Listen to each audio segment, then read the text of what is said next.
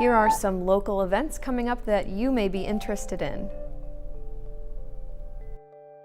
Free 4-week smoking cessation classes begin Wednesday, January 8th.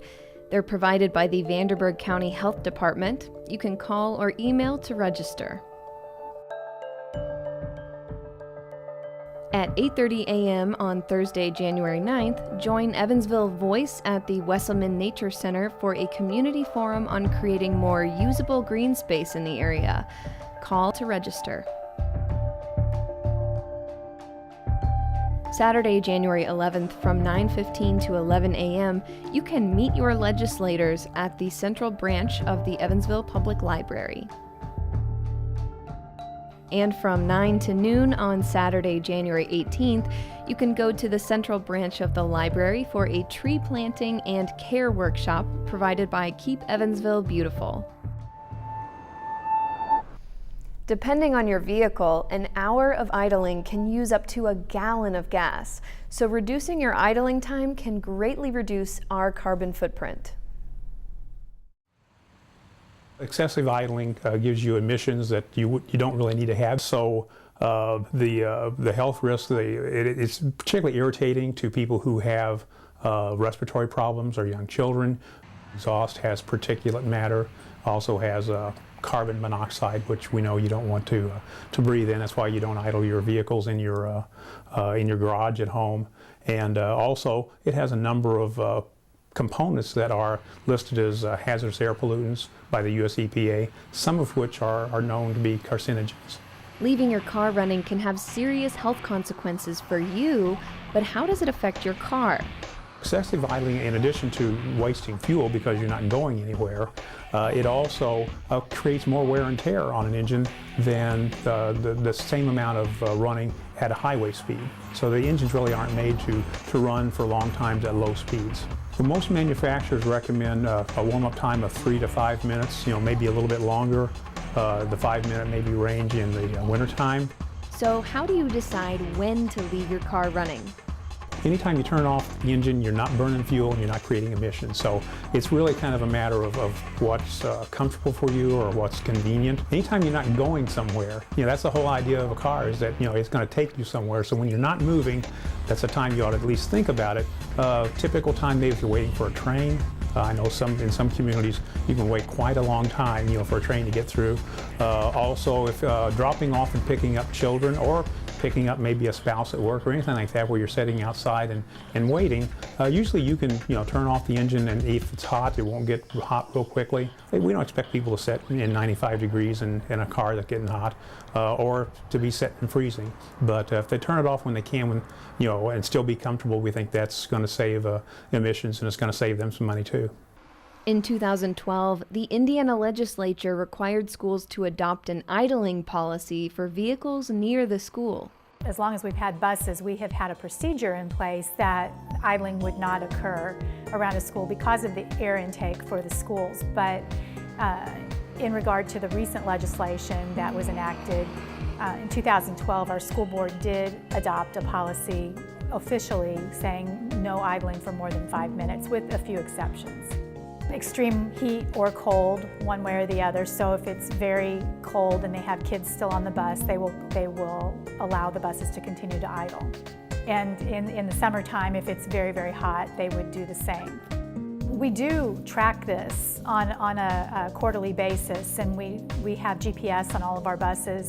So we track a lot of things, but one of those things is the amount of time that they are idling. And so if there is a bus that is seen to have idled a little more than they should have, that bus driver is contacted, and we find out if there were extenuating circumstances or those types of things. We recently got a grant from Countrymark, and they are outfitting some of our buses with new mufflers that are also supposed to help with emissions. For business fleets in Indiana, IDEM created the Volunteer Idling Program. It's designed to recognize those trucking companies that take steps to reduce idling, to reduce emissions. And one of the things that has happened for us that's been very fortunate is that the things that we were encouraging trucking companies to do we started the program I think in 2006, Now the market has kind of encouraged them to do also. When diesel fuel went from maybe $2 a gallon to $4 a gallon. So some of the things that we ask them to do now, it also makes the economic sense for them. So we see a lot of that going on with the program. We're already a member of the EPA Smart Way program, which is sustainability as far as reducing emissions and fuel consumption. So we just thought it was a win-win to get with IDEM and sign up with their program. All our tractors have aerodynamic fairings on them to keep the wind resistance down. And we've also gone to a different type of tire, which is a low-profile tire. We've also redesigned our trailers to make them lighter. Also in our trailers, we're starting in 2013, we're adding skirts. And one of the other important parts of the idle program is our tractors automatically shut down after 3 minutes. So if the driver's in the truck or the truck's left idling, in 3 minutes it'll shut down. We've also coached our drivers on how to shift our tractors, and we've gone to an electronic onboard recorder, which now gives the drivers an audible signal on when to shift. We have computer models that take our freight and examines it every night and uses the most optimal routing for that freight. So we're trying to minimize the number of miles that we run, which reduces fuel and also emissions. Well, the first benefit for the company is that they're going to save on fuel, they're going to save money. And that's the reason a lot are doing a lot of these things, even though they're not members of the voluntary idling program. We do provide programs for them and educational things for their drivers, which that's the biggest way to change the idling, is to change the driver's behavior, and by educating them that what maybe they learned when they were young, as far as a diesel just running all the time, is not the case with the new modern diesels. For every gallon of diesel fuel that we save, you save about 22 pounds of carbon dioxide going into the atmosphere, which is a greenhouse gas. Other things are smaller saving. That's the largest emission that we're eliminating. So you have sulfur dioxide, nitrogen oxides, carbon monoxide, and the particulate matter.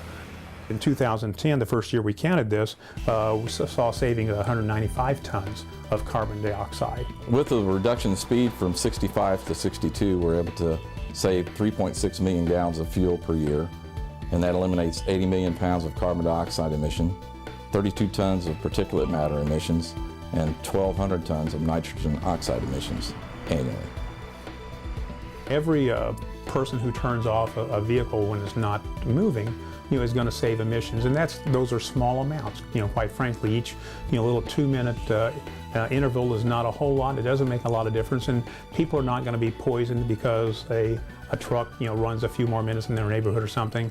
But if everybody would just do what they can, it doesn't cost anybody everything. It actually saves on fuel and maintenance on your vehicles, and it also reduces emissions, which is better for all of us. You can review walking tips at walkinginfo.org.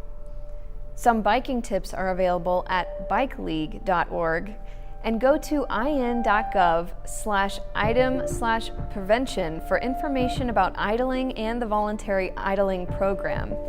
You can watch this and other archived episodes of Healthy Air, Healthy Communities on our website at video.wnin.org. You can also like us on Facebook. We hope you found our tips for walking and biking helpful, especially the winter tips. So get out there and enjoy the outdoors. And if you have to drive, be sure to reduce your idling time whenever you can. Whether it's biking, walking, or reducing the amount of idling we do on a regular basis, we can all help to reduce the auto emissions in our area. This has been Healthy Air, Healthy Communities. Thanks for watching. Funding provided by the U.S. Department of Transportation CMAQ program.